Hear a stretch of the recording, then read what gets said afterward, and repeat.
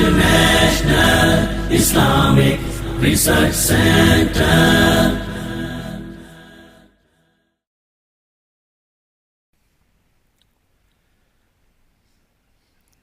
تیرا کیا بنے گا بندے تو سوچ آخرت کی، تو سوچ آخرت کی. تیرا کیا بنے گا بندے، تیرا کیا بنے گا بندے تو سوچ آخرت کی، تو سوچ آخرت کی. تیرا کیا بنے گا بندے، تیرا کیا بنے گا بندے. علیکم ورحمۃ اللہ وبرکاتہ.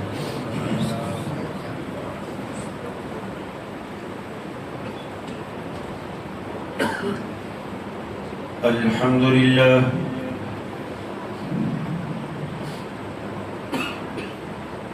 الحمد للہ المنعم المحسن الدیان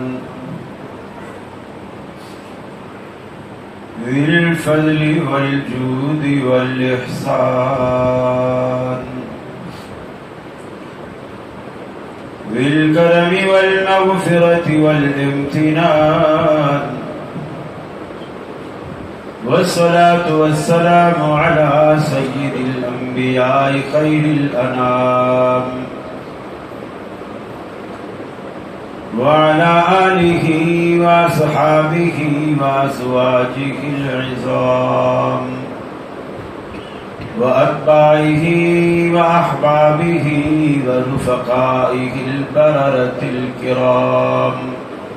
أما بعد، فأعوذ بالله من الشيطان الرجيم. بسم الله الرحمن الرحيم.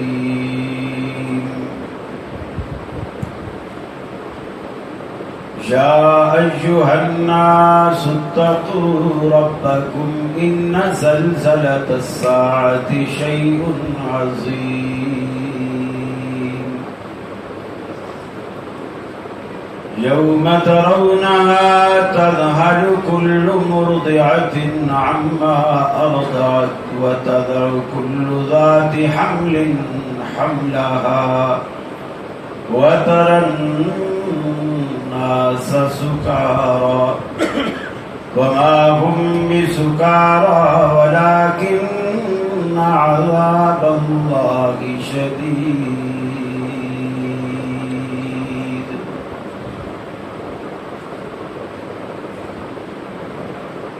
واجب الاحترام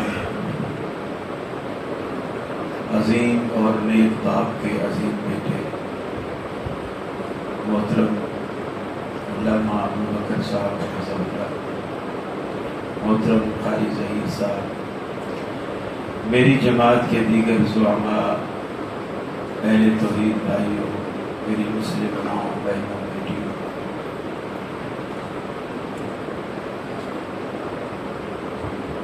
دنیا میں دو باتیں ایسی ہیں جن کے ذریعے رسول اکرم صلی اللہ علیہ وسلم نے صحابہ کرام کی دلوں کی زمین بنائی.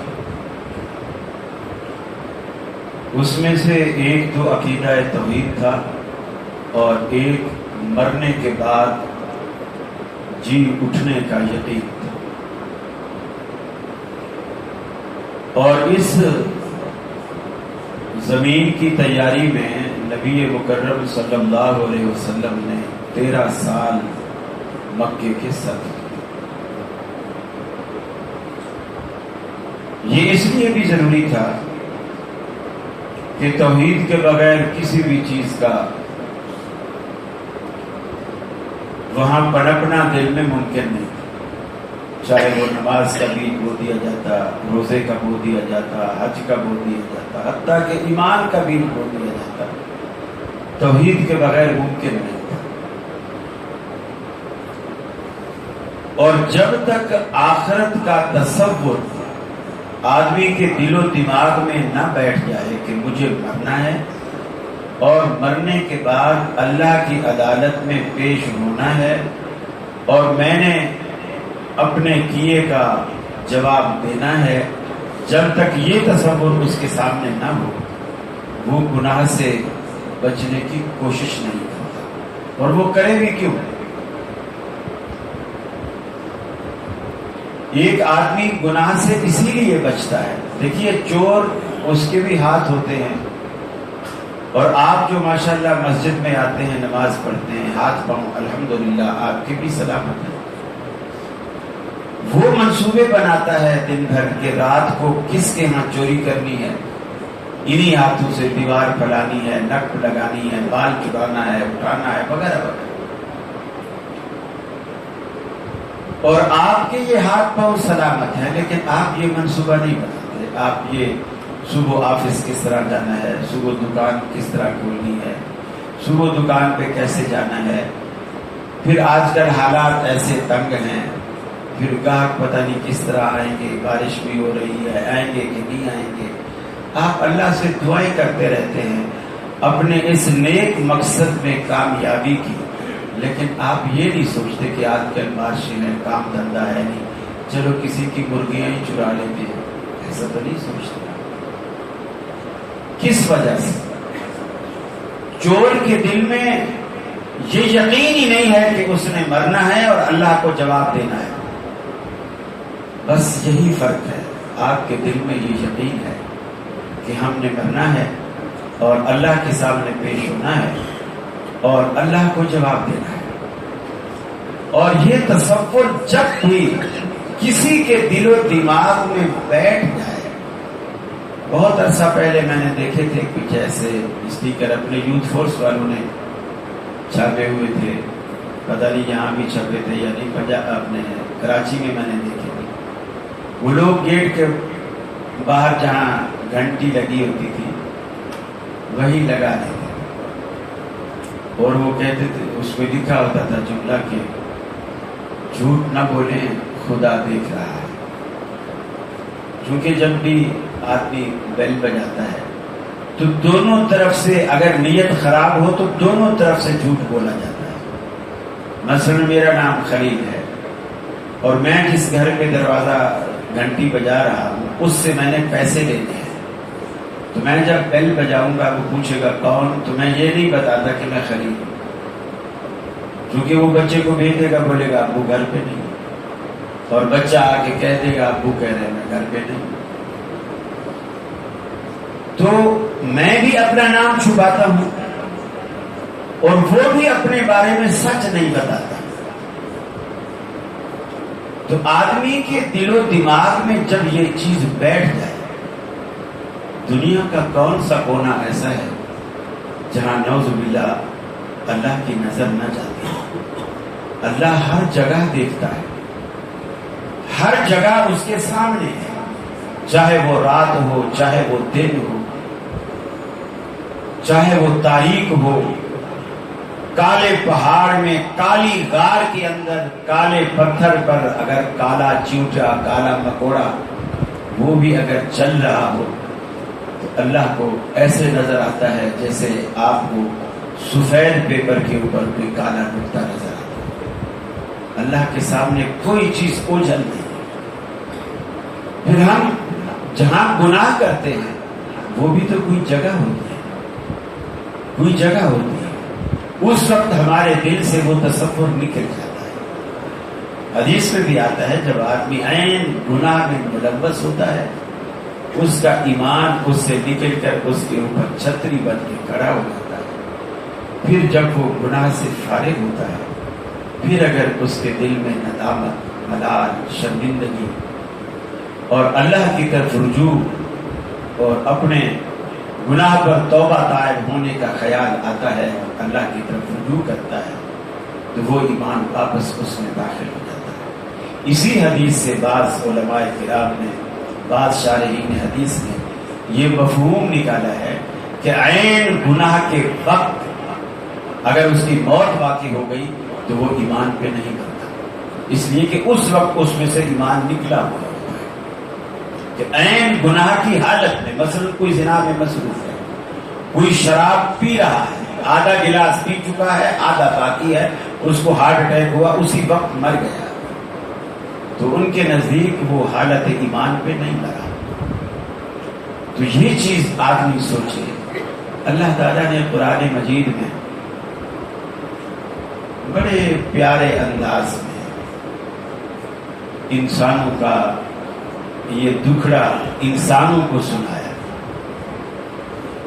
فرمایا اقترب للناس حسابهم وهم في غفلة معرضون، لوگوں کے حساب و کتاب کا وقت قریب آ گیا۔ جیسے ایک باپ بیٹے سے کہتا ہے بیٹا کل تیرا پیپر ہے، میں نے اپنی ساری زندگی کی کمائی تیری فیسوں میں کھپا دی، اگر تجھے اپنا کچھ خیال نہیں تو میرے بڑھاپے کا، میری کمزوری کا، میری مجبوری کا ہی خیال کر لے، میں اپنا پیٹ کاٹ کاٹ کے میں نے تمہیں پڑھایا ہے، صبح تیرا پیپر ہے اور تو بیٹھا ٹی وی دیکھ رہا ہے۔ اللہ رب العالمین فرماتا ہے اقترب للناس حسابهم، لوگوں کے حساب و کتاب کی گھڑی قریب آ گئی۔ یہ بات قیامت کی نہیں، جب بھی کوئی بندہ دنیا سے رخصت ہوتا ہے اس کی قیامت قائم ہو جاتی ہے۔ قیامت تو جب آئے گی آتی رہے گی، ہر مرنے والا اپنی قیامت کو پہنچ جاتا ہے۔ اقترب للناس حسابهم، تمہارے حساب و کتاب، تمہارے امتحان کی گھڑی قریب آ گئی۔ اللہ رب العالمین نے ہم سے تو وہ امتحانات نہیں لیے جو اللہ رب العالمین نے صحابہ کرام سے امتحان لیے۔ امتحن اللہ قلوبہم للتقوی، ہم سے پروردگار عالم نے وہ امتحان نہیں لیے۔ حضرت بلال کو دیکھیے، قمیض اتار دی جاتی ہے، مکے میں انگارے دہکا دیے جاتے ہیں، دہکتے انگاروں پر چت لٹا دیا جاتا ہے، کمر سے رسنے والے پانی سے انگاروں کو بجھا دیا جاتا ہے، مگر اس اللہ کے ولی کا ایمان متزلزل نہیں ہوتا۔ اللہ نے امتحان لیا، یہ بھی امتحان کی ایک شکل تھی تو خاتون مکے کی سیدہ سمیہ رضی اللہ تعالی عنہا، ابو جہل نے 2 اونٹوں کے درمیان باندھا، دایاں ہاتھ دایاں پاؤں ایک اونٹ کے ساتھ، بایاں ہاتھ بایاں پاؤں دوسرے اونٹ کے ساتھ، دونوں کو مخالف سمت دوڑا کر جسم کو 2 لخت کر دیا، مگر ایمان متزلزل نہیں ہوا۔ امتحن اللہ قلوبہم، اللہ نے ان کے دلوں کا امتحان لیا تقوی کے لیے۔ ان کے دلوں میں میرا ڈر کتنا ہے، ان کے دلوں میں میرا خوف کتنا ہے۔ راتوں کو اپنے نرم و نازک بستر چھوڑ کر اللہ کے حضور کھڑے ہو جانے والے، کبھی قیام کی حالت میں، کبھی رکوع کی حالت میں، کبھی سجدے کی حالت میں، رو رو کر اپنے رب کو منانے والے، اپنے گناہوں کو یاد کر کے رونے والے، فلموں اور ڈراموں پر کبھی ان کی آنکھوں سے آنسو نہیں نکلے، اللہ کے ڈر سے ہمیشہ رویا کرتے تھے وہ لوگ۔ عباد الرحمن الذین یمشون علی الارض ہونا وَإِذَا خَاطَبَهُمُ الْجَاهِلُونَ قَالُوا سَلَامًا وَالَّذِينَ يَبِيتُونَ لِرَبِّهِمْ سُجَّدًا وَقِيَامًا، ان کی راتیں بیت جایا کرتی تھی، اللہ کو سجدے کرتے، اللہ کے آگے قیام کرتے، ان کی راتیں اسی طرح بیت جاتی تھی۔ اللہ کے حبیب کے پیچھے نمازیں پڑھنے والے، جہاد کرنے والے، روزے رکھنے والے، صدقہ خیرات کرنے والے، جن کے بارے میں رحمت عالم نے فرمایا اگر یہ ایک مٹھی بھی اللہ کی راہ میں خرچ کرتے ہیں اور ان کے بعد آنے والے احد پہاڑ برابر بھی خرچ کریں گے تو وہ ان کے اجر کو نہ پا سکیں گے۔ اس کے باوجود اللہ کے آگے رونے والے، گڑ گڑانے والے، اپنے گناہوں پر نادم ہونے والے،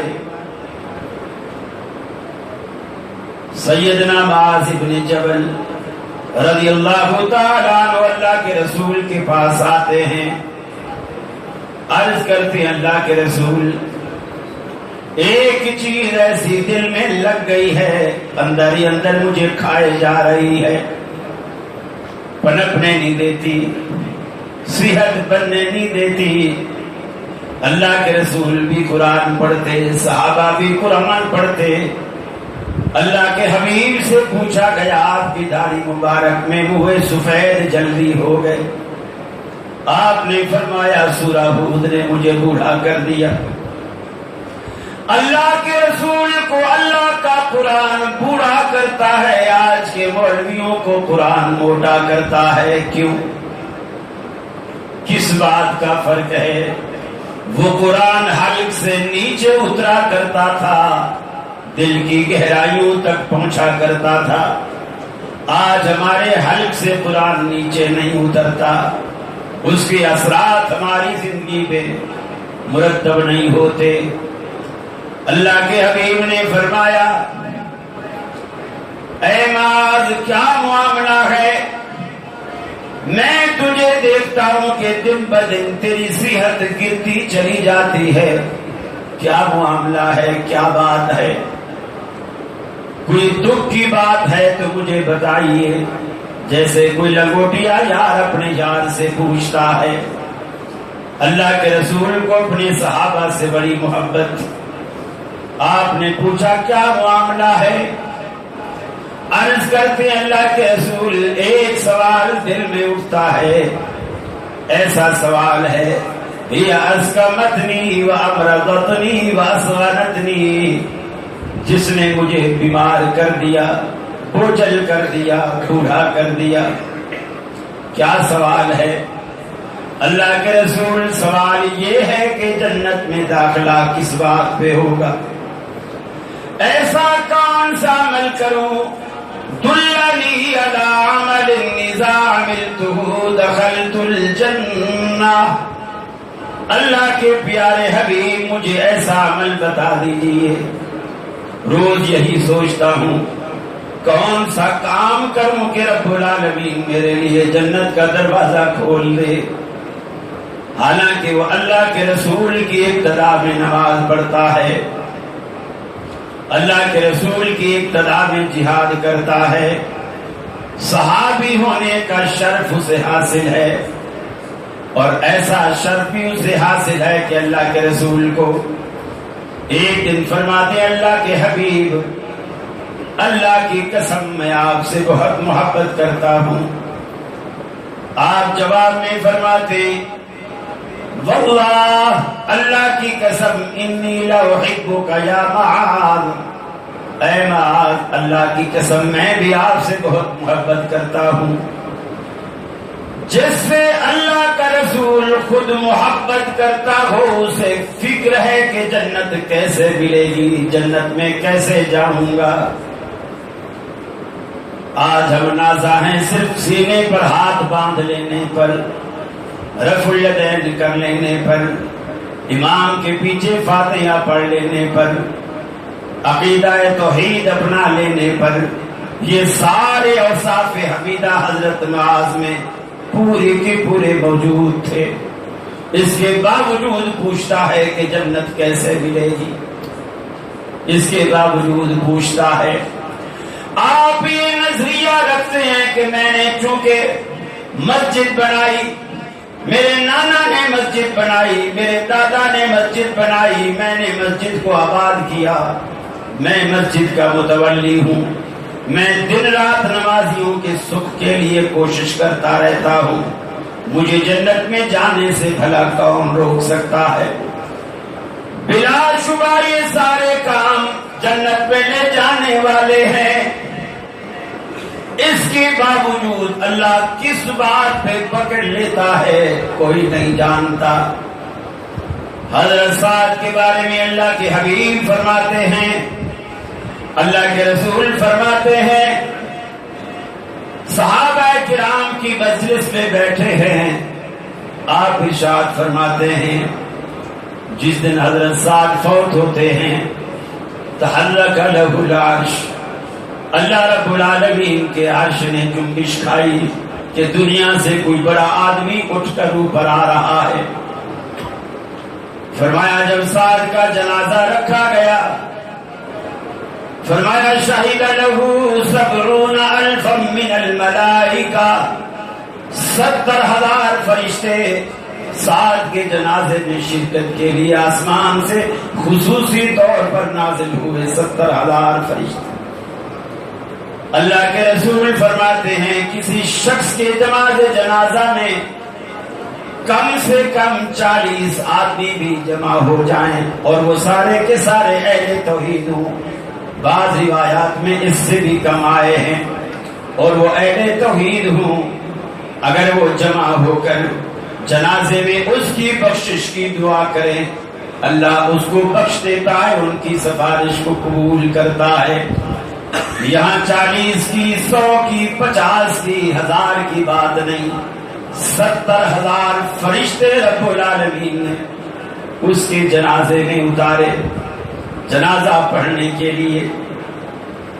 جنازہ پڑھ کے چلے گئے، صحابہ کرام نے جنازے کو اٹھایا، کندھا دیا، بڑے لہیم و شہیم تھے، موٹے پہلوان جیسے۔ صحابہ نے قوت لگا کر چارپائی کو اٹھایا تو ایسا لگا جیسے چارپائی میں سعد کی میت ہی نہیں، ہم نے خالی چارپائی اٹھا لی ہو۔ اللہ کے رسول سے عرض کیا گیا، اللہ کے رسول سعد کا وزن کہاں گیا؟ سعد کا وزن، سعد کا بوجھ ہمارے کندھوں پر محسوس نہیں ہوا، ہمیں ایسا لگا کہ ہم نے خالی چارپائی اٹھائی ہے۔ آپ نے فرمایا بظاہر تم نے کندھا دے رکھا تھا، حقیقت میں فرشتوں نے اٹھا رکھا تھا، اس لیے تمہارے کندھوں پر اس کا بوجھ، اس کا وزن نہیں ہے۔ یہ سارے اوصاف، یہ ساری خوبیاں رکھنے کے باوجود کسی کو پتا نہیں اللہ رب العالمین کس بات پہ ناراض ہو جاتا ہے۔ سعد کو قبر میں رکھا گیا، مٹی ڈال دی گئی، اللہ کے حبیب اپنی عادت کے مطابق دعا کے لیے کھڑے ہوئے، قبر پر آپ دعا مانگا کرتے تھے، صحابہ سے بھی کہتے بھائی کے لیے دعا کرو، ثابت قدمی کی دعا کرو، مسئولیت کا وقت ہے، اللہ رب العالمین انہیں ثابت قدم رکھے، دعا کرو۔ رحمت عالم نے دعا فرمائی، صحابہ نے بھی دعا فرمائی، بڑی طویل دعا فرمائی۔ صحابہ کہتے ہیں ہم حیران ہو گئے، کبھی عام آدمی کے جنازے پر بھی اللہ کے حبیب نے اتنی طویل دعا نہیں فرمائی جتنا سعد کی دعا میں تب طول پکڑا۔ حیرانگی کی وجہ یہ تھی کہ آپ نے اس کی 4 فضیلتیں جو بیان فرمائی، پھر اس کے لیے اتنی لمبی دعا کی کیا ضرورت ہے؟ عرض کی گئی اللہ کے رسول آج آپ نے بڑی طویل دعا بیان فرمائی۔ آپ نے ارشاد فرمایا جب سعد کی میت کو قبر میں اتار دیا گیا، مٹی ڈال دی گئی، اللہ نے مجھ پر وہ بات منکشف کر دی، وہ پردے مجھ پہ کھول دیے۔ تضایت علیہ قبرہ، سعد پر سعد کی قبر تنگ ہو گئی۔ بہقی کی روایت میں آتا ہے حتیٰ کہ اتنے بھچ گئے، حتیٰ سارا کشاک، جیسے سر کا بال ہوتا ہے بھچ کے ایسے ہو گئے۔ جس کے جنازے میں 70,000 فرشتے شرکت کریں، اللہ کا عرش حرکت میں آ جائے، اس کے جنازے کو فرشتے کندھا دے کر قبر تک لے جائیں، قبر میں اترنے کے بعد قبر تنگ ہو جائے، اللہ کے حبیب فرماتے ہیں میں نے دعا کی، دعا کرتا رہا حتیٰ فرج عنہ، یہاں تک کہ آپ پر قبر کو کھول دیا گیا، میری دعا کے نتیجے میں قبر کو کھولا گیا۔ بعض روایات میں رسول اللہ صلی اللہ علیہ وسلم سے پوچھا گیا اس کی وجہ کیا ہے؟ حدیث میں 2 وجہ بیان ہوتی ہیں، میں حضرت سعد کے بارے میں یہ گمان نہیں کر سکتا۔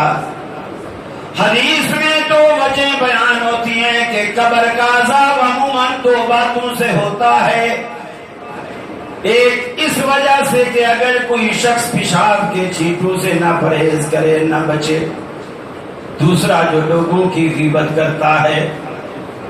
آج یہ دونوں باتیں معاشرے میں موجود ہے کہ نہیں؟ عموماً ہم نے دیکھا ہے راستوں میں بھی، چوراہوں پر بھی، پبلک کی طرف پیٹ کر کے دیوار کی طرف رک کر کے لوگ کھڑے کھڑے پیشاب کر رہے ہوتے ہیں۔ کیا احتمال نہیں ہے کہ ان کے کپڑے پاک ہوں گے؟ استنجے کا کوئی تصور نہیں۔ پھر اسی طرح چل کر آگے جاتے ہیں، برگر والا ملتا ہے، اسی ہاتھ سے برگر خریدتے ہیں، کھاتے چلے جاتے ہیں۔ نہ بیرونی حلت و حرمت کا احساس اور پاس ہے، نہ اندرونی حلت و حرمت کا۔ اللہ رب العالمین ان 2 باتوں پر گرفت ڈالتا ہے۔ ہماری یہ بھی عادت اور روش بن چکی ہے، جہاں 2 مسلمان بیٹھے ہوتے ہیں، تیسرے کی غیبت اور گلا کرتے ہیں۔ اللہ کے رسول فرماتے ہیں ان 2 باتوں سے عذاب قبر ہوتا ہے۔ اللہ نے قرآن پاک میں اس دن سے ڈرایا، یا ایھا الناس اتقوا ربکم ان زلزلۃ الساعۃ شیء عظیم۔ اے لوگو، اللہ رب العالمین سے ڈر جاؤ جو تمہارا رب ہے، اس دن سے جس دن رب العالمین قیامت کا زلزلہ برپا کرے گا۔ پوری کی پوری کائنات میں رب العالمین زلزلہ برپا کرے گا، وہ زلزلہ آئے گا۔ اذا زلزلت الارض زلزالها واخرجت الارض اثقالها وقال الانسان ما لها۔ انسان یہ تبدیلیاں دیکھے گا، حیران اور دنگ رہ جائے گا کہ زمین کو ہو کیا گیا ہے۔ یک بار کی ساری کائنات جنبش میں آئے گی، کوئی کسی کی مدد کو نہ آئے گا، سارے کا سارا عالم عذاب میں مبتلا ہوگا، کوئی کسی کی مدد کیسے کرے گا؟ نشے میں ایسے مدہوش ہوں گے کہ برہنہ ہونے کے باوجود کسی کو دیکھ نہ پائیں گے۔ اما عائشہ نے بڑے تعجب سے پوچھا، اللہ کے رسول، مرد عورت اکٹھے بھی ہوں گے، برہنہ بھی ہوں گے، کیا وہ ایک دوسرے کو دیکھتے ہوں گے؟ شرم کے مارے پوچھا، شرم و حیا والی جو تھی، حجاب کی بنیاد پر پوچھا۔ اللہ کے حبیب نے فرمایا، عائشہ تو بھی کمال کرتی ہے۔ اللہ نے قرآن میں کہا، وَتَرَى النَّاسَ سُكَارَىٰ، اے دیکھنے والے تو دیکھے گا کہ لوگ نشے کی حالت میں ہیں۔ وَمَا هُمْ بِسُكَارَىٰ، حقیقت میں وہ نشہ نہ ہوگا، وَلَٰكِنَّ عَذَابَ اللَّهِ شَدِيدٌ، وہ اللہ کا سخت ترین عذاب ہوگا، اس عذاب کی وجہ سے کسی کو دائیں بائیں اوپر نیچے دیکھنے کی ہمت بھی نہ ہوگی۔ اس دن سے رب العالمین نے ڈرایا، فرمایا وہ دن قریب آ گیا۔ وَهُمْ فِي غَفْلَةٍ مُعْرِضُونَ، اور لوگ ہیں کہ خواب غفلت میں پڑے ہوئے ہیں۔ اس خواب غفلت سے باہر آئیے، میری یہ آپ سے درخواست ہے، ہم سب مل کر ایک دوسرے کا نیکی میں تعاون کرے، جو بھی غافل ہے اس کو بیدار کرے، اسے دعوت دے، اسے مسجد کا راستہ بتلائے، اس پہ سین ماہانوں کے راستے نہ دکھائیں، مسجد کے راستے دکھائیں۔